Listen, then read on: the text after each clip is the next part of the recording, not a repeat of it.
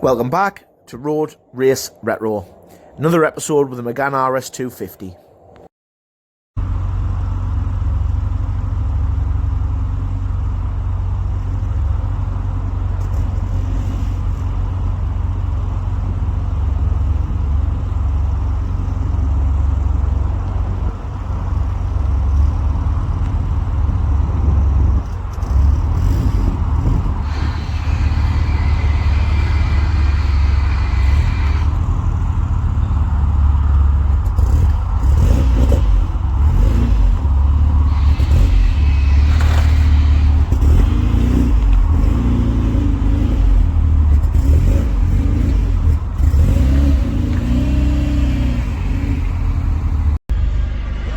Hello everybody, and sorry for the delay in videos with the channel. Obviously the festive period. First of all, I hope everybody who's watched the channel has had a fantastic Christmas, and I hope everybody's family is well and doing good. I've had a bit bad news this Christmas, but that's another story. Anyway, I'm moving on. The Meg. So obviously we've got it back now from getting the car set up and corner weighted. And obviously we've had the map checked, as you know from the previous video. 300 horsepower, 298 foot-pounds of torque. It is a safe map. It is a base map. It is meant to do exactly what it says. It's a base map. It's meant to be rich at the top end, to basically just run the car in. But we have got a little bit of power, a little bit of torque, but nevertheless, compared to what the car is going to be running, make no mistakes, it's currently baby figures at the moment. But I'm happy with that. The engine's on about 750 miles now, so we're running basically, and we're ready for tune. I did order some 630cc injectors from Engine Dynamics, which came last week. So now we're in a good position to get the car mapped and tuned. Obviously, most importantly for me, you know how far, if you're watching the channel, you know how far this car's came. What type of effort it's had. Obviously the man hours that Dave's put into building the car and putting it together, you know, it's something you should be proud of. And to be fair, we've got a very, very good car at the end of it, or so I'm hoping anyway. I have been out in the car a couple of times, don't get me wrong, but this is the first chance to give it a real spin. I've been waiting for, obviously, dry weather. In the winter it's difficult, the roads are always greasy, they're a little bit shitty, so I've had a bit of a tough time trying to find the right weather. It's still, oh, that was loud, it's still not perfect, but the conditions are okay today. We don't have any rain, the roads are slightly greasy, but it's just a nice opportunity for me to jump into the Meg and basically get some film and some footage and show you what it's like on the road, and obviously talk you through it as I'm going through it. I'll let you know what I'm feeling and what the car's kind of like. So we'll get in our way and we'll see what she's like.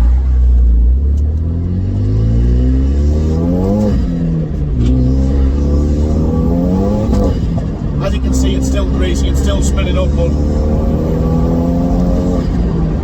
so the power in it at the moment is very subtle. It's not aggressive at all. Yes, it does spin the wheels, but with 300 brake, obviously in this kind of weather it should. The first impressions for me, now one thing I've noticed, I did have a little trickle out in the car the other day. One thing I've noticed, which for me is excellent, I actually expected it to be loud in here and knocky with the cage and not really comfortable to drive, but I tell you what, it's the opposite. It's very, very quiet.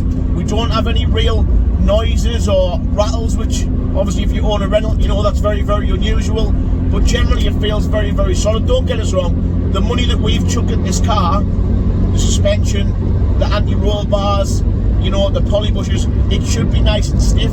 But the thing I like about it is it's not wanting to knock your fillings out. Like if I want to daily this car with having the door cards in and everything, I'd actually be quite happy dailying it. I mean, as you can see, it does move around a little bit. Obviously the geo setup that we've gone for is quite an aggressive setup, so I can feel the car slightly wanting a tram line with different cambers and changing elevation on the road. You can feel it moving about, but to me that's actually good, because that's the way that we want the car to perform. We want to be able to feel everything that the road is doing, and it's giving me that kind of feedback at the moment.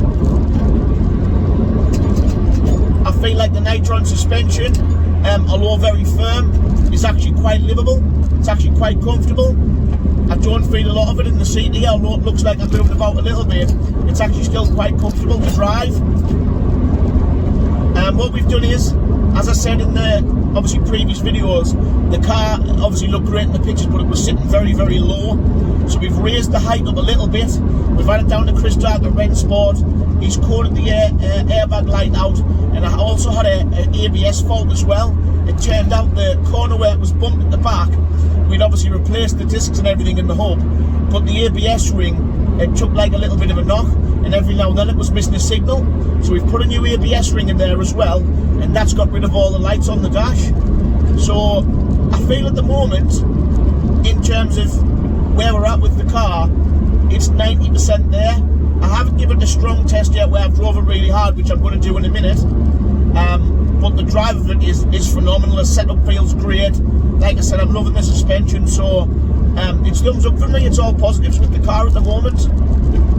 I'm just happy that we have got to this stage, because at some points in the series, as early on, which you'd have seen, there was a lot of work, and when you take on a project this big, sometimes you sit and you think, Jesus, like, is the end ever in sight? Am I ever going to finish this car? Is it ever going to get there? And now I feel like, not so much on my face, but like inside, I'm smiling, because I know how much of a weapon this thing's going to be, and it really is going to do the business on track.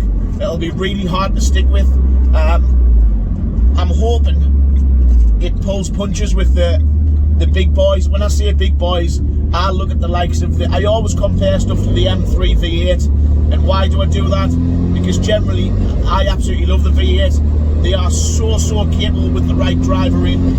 If I can hang with a good setup V8 with the right driver in this car, I'll be over the moon. For what this stands me at, I didn't want to, but I have done some adding up and some calculations, and I think once the car's tuned on the road with EO52 tyres, which, to be fair, if we can get the EO52s, if you're into track days and stuff, you'll know how hard they are to get at the present moment. If I can get the EO52s on the car, get it tuned, get it set up and get it to do its thing, I should have about £15,000 in the car complete, which I know is a lot of money for a Megane. But when you compare it to other stuff, when you want to build something that's competitive and fast, I mean, really, what does 15 grand buy you? It probably buys you a boosted EB3, which might be good with the right mods.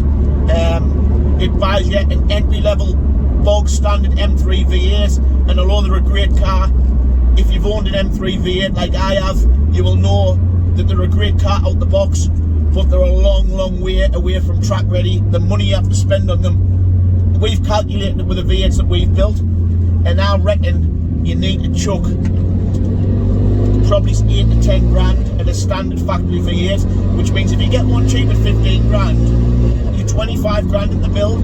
So I'm 10 grand off a track prepped Club Sport M3 V8 in this car, and if it makes its power, we should be looking at about 350 horse, 360 horse, something like that. And I think it'll hang with the V8. Yeah, they've got more power, but they're heavier. And to be fair, the chassis on these Meganes, on the nitrons and everything, should be great.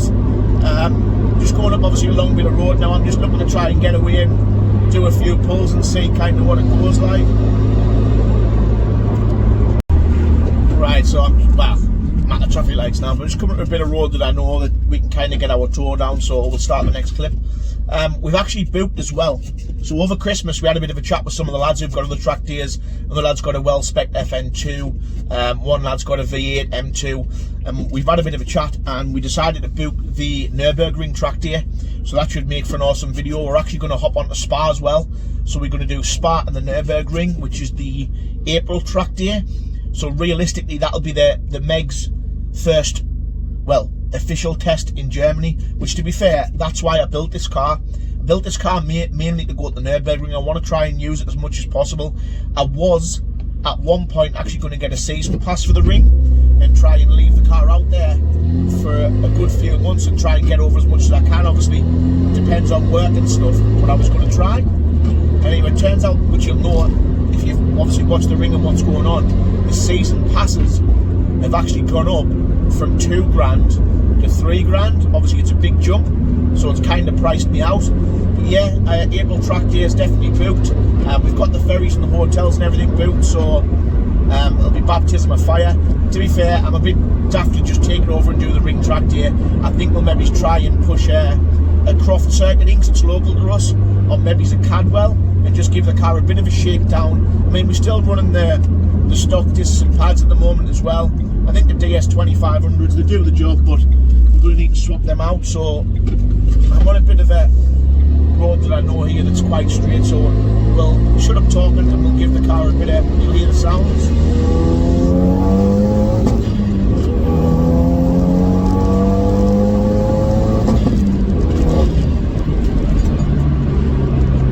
So yeah, even at 300 brake, it's still really pokey. Even running low torque figures as well, it still goes really well.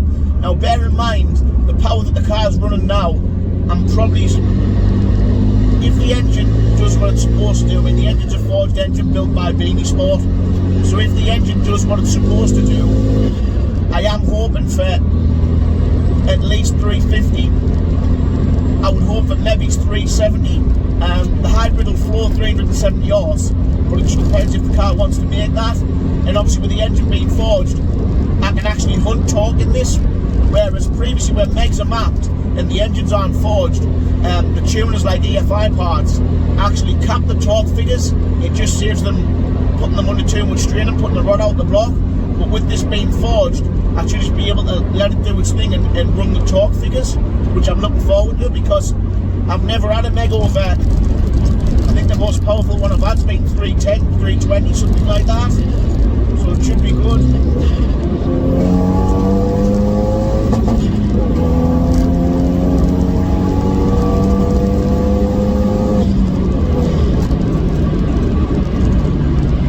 I mean, I personally feel, even at that power there where it's at now, it actually feels fast enough. Like, I wouldn't be vexed if I had to still have this power, because it's very, very usable. But I'll tell you what excites me more than anything else, the power, is the way the car's just taking everything in its stride, the way it wants to handle and the way it goes over bumps and everything. Yeah, it costs a lot of money, but I think the suspension setup was well worth the cost. Honestly, it feels absolutely marvellous. The steering's dead tight, it's dead precise, it's sharp, it does everything you want. I can feel everything in the road and what it's doing, and it does give me a lot of confidence. Obviously before the channel started, I have had a few incidents on the road which have cost me a lot of money in a couple of cars, and I've learned valuable lessons from that. So road driving, being fast and being stupid, isn't really for me anymore. I'm going to do it all on the track, but obviously I will give you a look at the car today when it's clear and I obviously know where I'm at and what I'm doing. I know obviously this is a lot of talking. We'll do some clips of the car on drive-by as well. I've got my little camera stand here, so we'll try and do that. I'll just try and find another little bit of road. I'm coming to one shortly.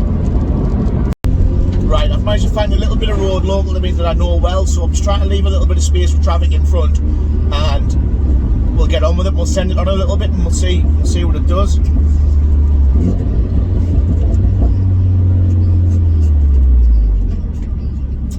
Here we go.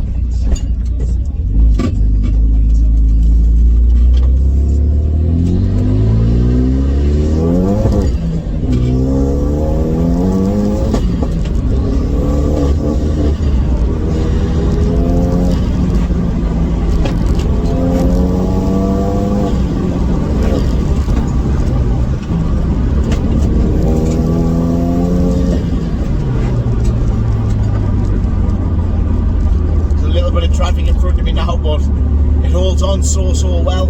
Even in the greasy wet,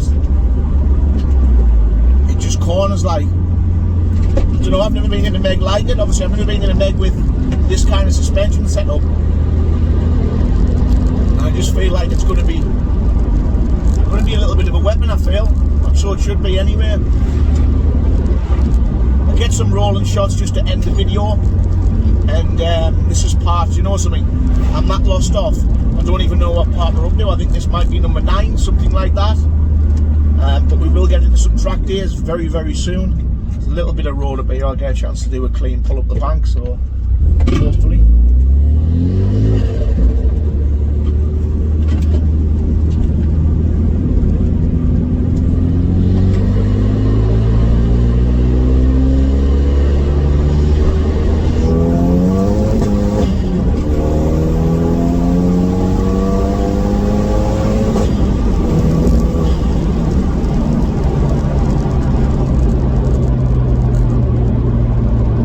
I'm definitely enjoying it anyway.